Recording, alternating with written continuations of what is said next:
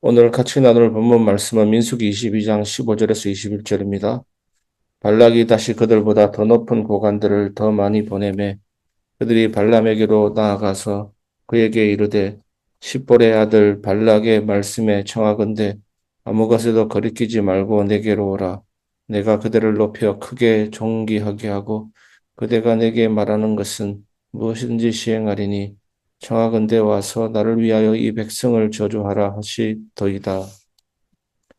발람이 발락의 신하들에게 대답하여 이르되 발락이 그 집에 가득한 은금을 내게 줄지라도 내가 능히 여호와 내 하나님의 말씀을 어겨 덜하거나 더하지 못하겠노라. 그런즉 이제 너희도 이 밤에 여기서 유숙하라.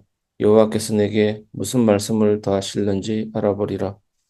밤에 하나님이 발람에게 임하여 이르시되 그 사람들이 너를 부르러 왔거든. 일어나 함께 가라. 그러나 내가 내게 이르는 말만 준행할지니라.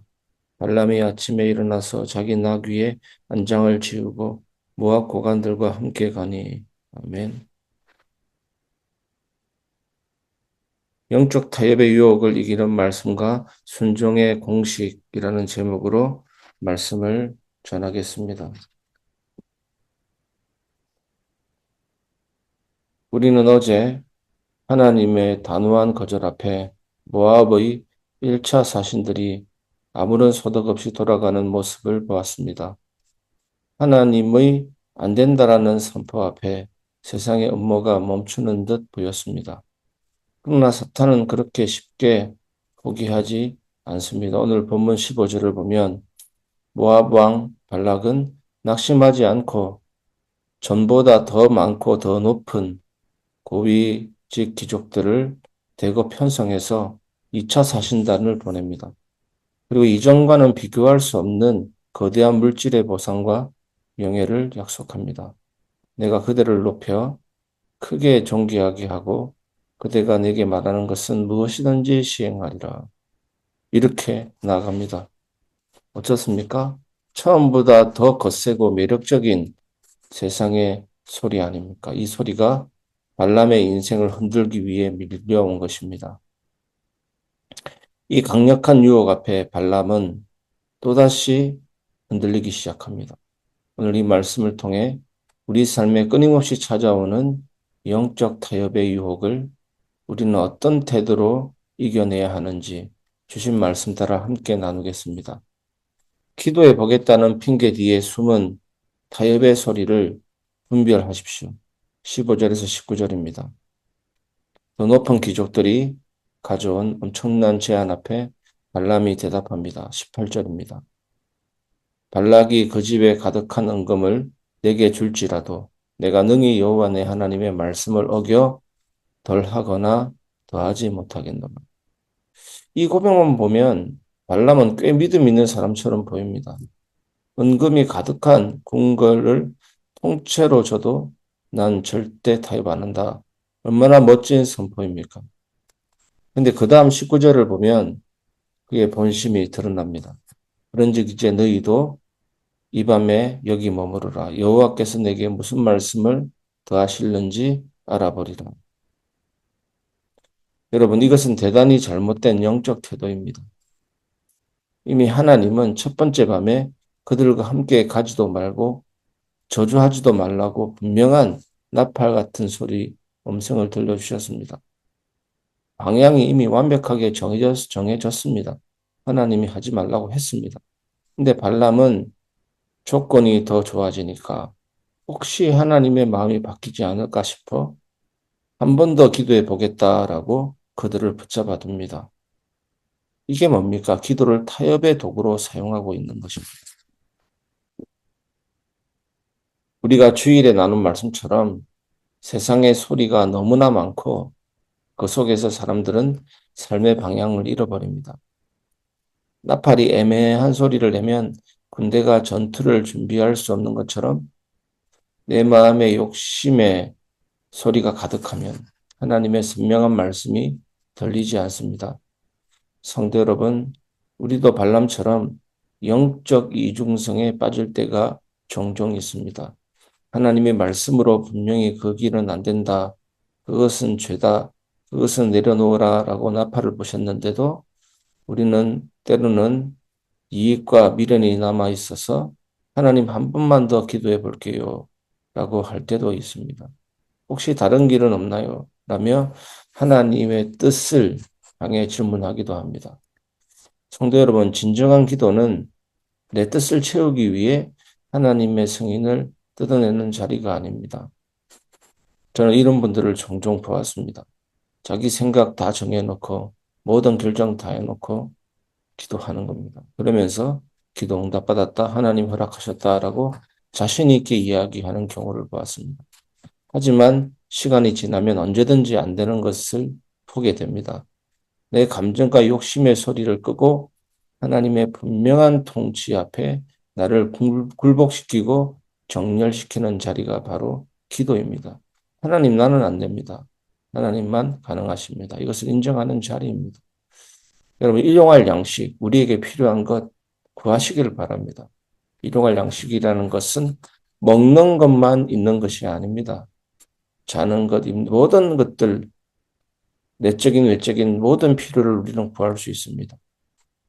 하지만 중요한 게 뭡니까? 대개 나라와 권세와 영광이 아버지께 있사옵나이다. 하나님의 영광을 위해서입니다. 여러분, 내 욕심인가 동기인가 이 분별은 있어야 될 줄 믿습니다. 두 번째, 하나님이 말씀하시고 우리는 행하는 순종의 공식을 붙드십시오. 20절에서 21절입니다. 결국 하나님은 밤에 발람에게 나타나 그들과 함께 가라고 하십니다. 근데 착각하지 말 것은 하나님이 발람의 욕심에 져서 허락하신 것이 아닙니다. 발람의 완악과 탐욕을 이용하셔서 오히려 이스라엘에게 큰 축복을 선포하시려는 하나님의 절대적인 주권적인 통치가 시작된 겁니다. 이것이 놀라운 것입니다. 사람들은 자기가 원하는 대로 합니다. 하지만 하나님은 그것을 통해서 뜻을 이루십니다.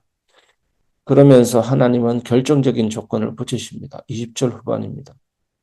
그러나 내가 내게 이르는 말만 준행할지니라. 이 20절에 쓰인 말씀하시니라, 말씀하시다라는 히브리어 다바르와 준행하다, 행하다라는 단어 아사는 민수기 전체를 관통하는 핵심 단어입니다. 하나님이 말씀하시면 모세와 백성들은 그대로 행한다는 신실한 순종의 공식입니다. 근데 놀랍게도 성경은 이 거룩한 순종의 단어를 지금 이방 주술사인 발람에게 적용하고 있습니다. 발람이 위대해서가 아닙니다. 하나님을 대적하려던 악한 자조차도 하나님의 말씀 앞에서는 그대로 행할 수밖에 없는 철저한 하나님의 통제 아래 가두어 버리신 것입니다. 사탄의 활동도 마찬가지입니다.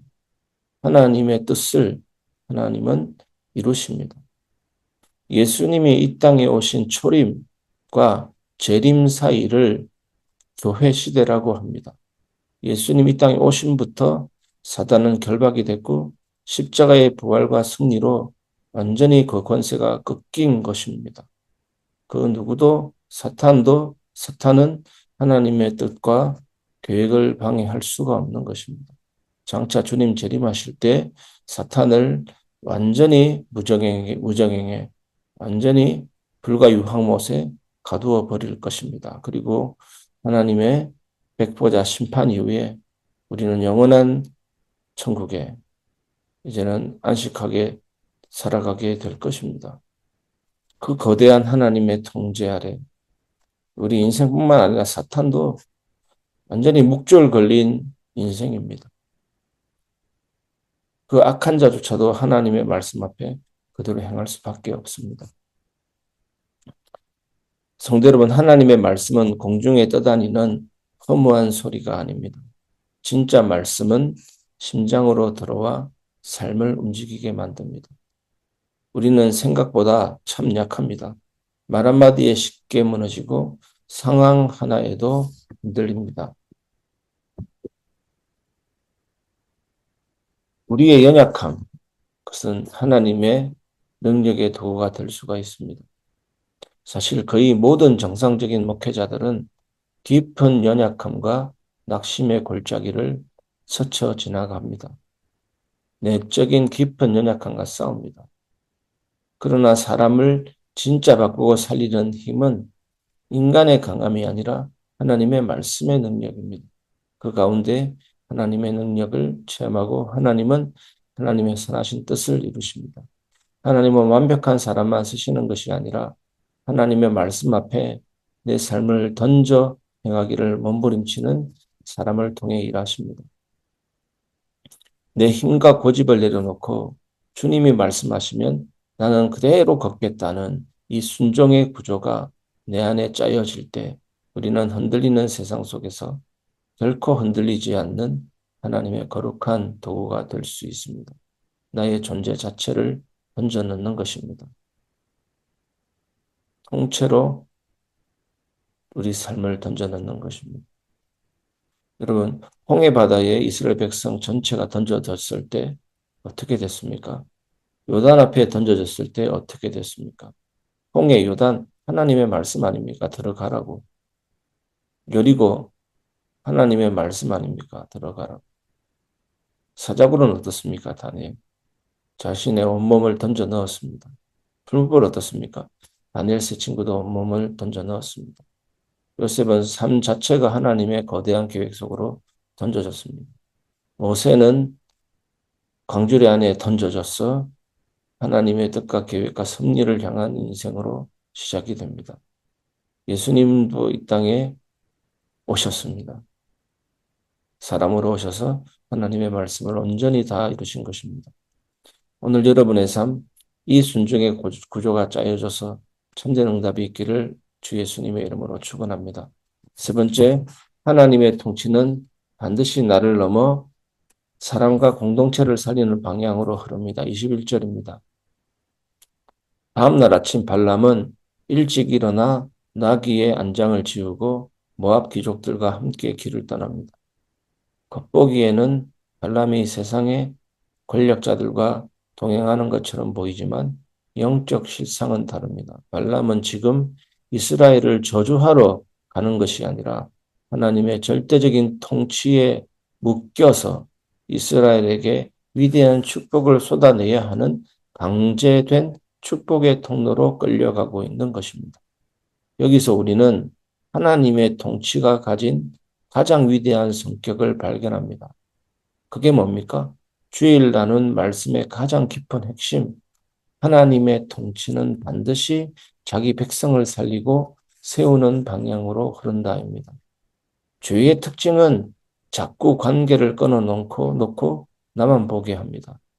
고린도 교회 성도들이 아무리 뜨겁게 기도하고 은사가 많았어도 서로 소통하지 못하고 자기 영성만 자랑하며 교회를 어지럽혔던 것처럼 발람 역시 오직 자기 이익과 몸값에만 갇혀 이스라엘이라는 거대한 공동체의 생명에는 관심이 없었습니다. 세상의 소리는 어떻습니까? 자꾸만 나 중심 내 이익에만 갇히게 됩니다. 그러나 성령의 통치가 임하면 나 중심에서 벗어나게 됩니다. 다른 사람의 아픔이 들리기 시작하고 다른 사람의 눈물이 느껴집니다. 왜 하나님께서 발람의 입술을 꽁꽁 묶어서라도 이스라엘을 저주하지 못하게 하셨습니까? 이게 뭡니까?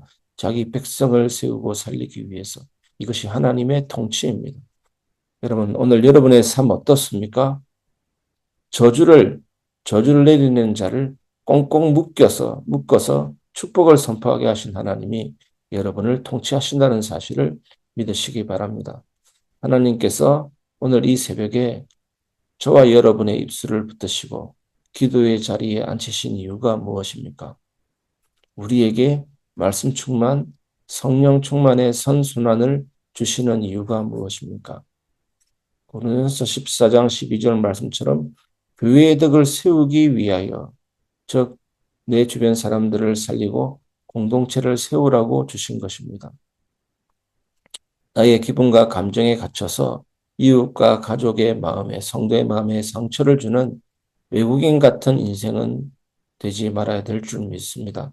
성령 충만함으로 내 입술이 주님의 통제를 받아 오늘 내가 만나는 모든 낙심한 자들에게 소망의 나팔 소리를 들려주고 상한 심령을 치료하고 하는 살리는 말씀의 통로로 우리 모두가 쓰임받게 되기를 간절히 소망합니다. 여러분, 이것은 억지로 참아서 되는 것이 아닙니다. 의지로는 오래 못 갑니다. 그래서 하나님의 말씀이 내 안에 풍성하게 거하여 이때 우리의 생각이 바뀌고 말이 바뀌고 인생의 방향이 바뀌게 될 줄 믿습니다. 말씀을 마무리하겠습니다. 참된 음성을 따라 살리는 자로 쓰십시오. 하나님은 오늘 이 아침에 우리에게 물으십니다. 너는 지금 누구의 음성을 따라 살고 있느냐?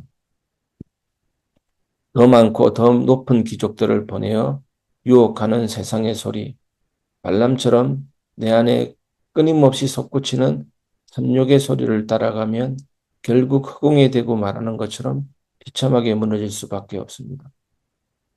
그러나 우리 삶을 정렬시키고 사람을 살리시는 하나님의 분명한 말씀에 귀를 기울이고 그대로 행할 때 우리의 지성과 감정과 의지가 온전히 살아나게 될 줄 믿습니다. 하나님을 더욱 알게 되고 하나님을 더욱 사랑하게 되고 하나님을 선택하게 될 줄 믿습니다. 오늘 하루 세상의 소음보다 하나님의 말씀에 귀를 기울이십시오. 말씀 앞에 온전히 머무십시오. 기도의 자리로 돌아오십시오. 그리하여 하나님의 신실한 통치가 여러분의 삶 가운데 실제가 되고 여러분이 딛는 발걸음마다 죽어가던 마음이 다시 살아나며 교회의 덕을 세우는 복된 살리는 증인 되시기를 주님의 이름으로 축원합니다.